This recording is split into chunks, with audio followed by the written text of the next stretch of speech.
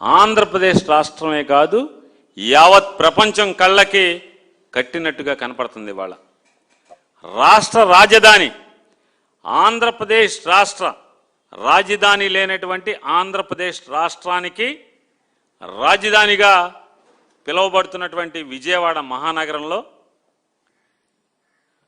నడిబొడ్డులో ఒక పోలీస్ స్టేషన్లో ఒక మనిషిని మర్డర్ చేసి పోలీస్ స్టేషన్లోనే మర్డర్ చేసి బూడిద చేస్తే అడిగేటువంటి అధికారి కానీ ఒక్కడంటే ఒక్క అధికారి కానీ ఒక్కడంటే ఒక్క మంత్రి కానీ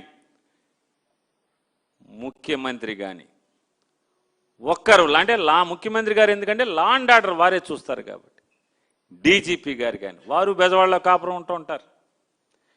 ఎవరు ఒక్కరంటే ఒక్కరు కూడా పట్టించుకోపోవటం.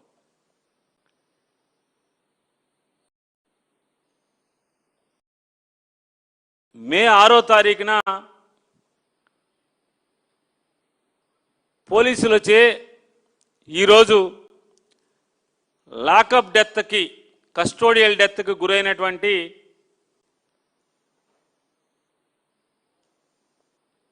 మృతుడు ఎవరైతే ఉన్నారో సాయి కృష్ణ కృష్ణ సాయి ఏదో ఉంది వారికి ఏమండి సాయి కృష్ణ గారు మృతుడు సాయి కృష్ణ గారి యొక్క తల్లిగారైన గాదే విజయలక్ష్మి గారు మే 6వ తారీఖు నుంచి కృష్ణలంక పోలీస్ స్టేషన్లో రిమాండ్ రిపోర్ట్ ప్రకారం పోలీసు వారి యొక్క రిమాండ్ రిపోర్ట్ ప్రకారం వారి తల్లి ఉటంకించినట్టుగా చెప్తున్నటువంటి మే 6వ తారీఖున పోలీస్ స్టేషన్లో వారి అబ్బాయిని ఏ స్థితిలో చూశారో ఆ స్థితిలో చూసి ఆవిడ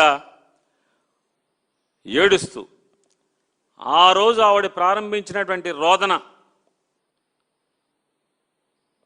జూన్ 19వ తారీఖు వైఎస్ జగన్మోహన్ రెడ్డి గారు ఆవిడ్ని ఓదార్చటానికి లేదా ఆవిడ్ని ఏం జరిగిందో విచారించటానికి గాదే విజయలక్ష్మి గారి ఇంటికి వెళ్ళి పరామర్శిస్తే కానీ ఆంధ్రప్రదేశ్ రాష్ట్రంలో ఒక కస్టోడియల్ డెత్కి ఎఫ్ఐఆర్ అవ్వలేదు. ఇది నారా చంద్రబాబు నాయుడు గారి యొక్క అద్భుతమైన పరిపాలన. ఇంతకంటే విచిత్రం ఏంటంటే చంద్రబాబు నాయుడు గారు మీరు చాలా అవాకులు చవాకులు పేలుతున్నారు ఇవాళ. ఎందుకు మాట్లాడుతున్నానంటే మీ ఏలుబడిలో మీరు లా అండ్ ఆర్డర్ మంత్రిగా లా అండ్ ఆర్డర్ మీరు చూసుకుంటూ మీ పరిపాలన మీరు మంత్రిగా ఉన్న శాఖలో మీ అజమాయిషీలో ఉంటుంది ఆ శాఖ. మీ దగ్గర ఒక పోలీస్ స్టేషన్లో కస్టోడియల్ డెత్ చేయటమే కాకుండా శవాన్ని కూడా మాయం చేసి శవం ఏమైందో కూడా ఇంతవరకు పోలీసు చెప్పలేని స్థితిలో మీ ఐజీ గారు చెప్పలేరు, మీ ఇద్దరు ఎస్పీలు చెప్పలేరు, మీ అడిషనల్ ఎస్పీ అడ్మిన్ గారు చెప్పలేరు, మీ సిట్ చెప్పలేదు. చెప్పలేని స్థితిలో ఈరోజు పోలీసు విచారణ జరిగింది అంటే సిగ్గుపడాల్సింది నారా చంద్రబాబు నాయుడు గారు లా అండ్ ఆర్డర్ మంత్రిగా మీరా? ఎవరు సిగ్గుపడాలి? సిగ్గుపడకపోగా ఈరోజు మీరు మాట్లాడుతున్నారు, తోలనాడుతున్నారు. ఏమని మాట్లాడతారు? ఎక్కడెక్కడో నేరాలు ఘోరాలు చేసి దానికి రాజకీయ రంగు వేసి లబ్ధి పొందాలని ఆలోచిస్తున్నారు. నిన్న విజయవాడలో చూశారు, ఒక సంఘటన జరిగింది. అక్కడే ఒక సిఐ కాపు, బాధితుడు కాపు. అరే లజ్జ కూడా లేకుండా మాట్లాడుతున్నారు. సిఐ కాపు, బాధితుడు కాపు. నేను అడుగుతున్నానండి, ఎన్టీ రామారావు గారు కమ్మ, నాదెండ్ల భాస్కర్ గారు కమ్మ, అందరూ సరిపెట్టుకుని ఎందుకు ఊరుకోలేదు? రచ్చ రచ్చ యాగి యాగి మరి మీరందరూ కూడా కమ్మారే కదా. నారా చంద్రబాబు నాయుడు కమ్మ, దగ్గుబాటి వెంకటేశ్వరరావు కమ్మ, బాలకృష్ణ కమ్మ, హరికృష్ణ కమ్మ, వెంకయ్యనాయుడు కమ్మ. మరి మీరందరూ కమ్మాయి కదా. ఎవడొకళ్ళే మనోడిని ఎందుకు ఊరుకోలేదన్నా? పోయింది ప్రాణం కాదు కదా, పదవే కదా పోయింది. రామారావు గారిది పదవే కదా పోయింది, ప్రాణం కాదు కదా.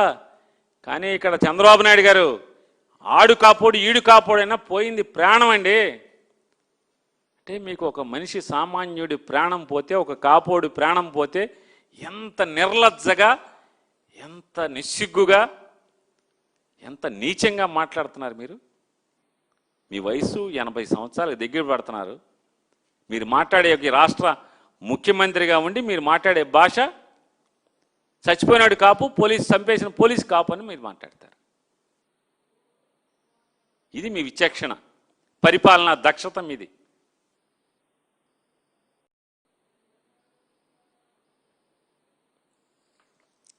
మీ విఘ్నతకు వదిలేస్తున్నా.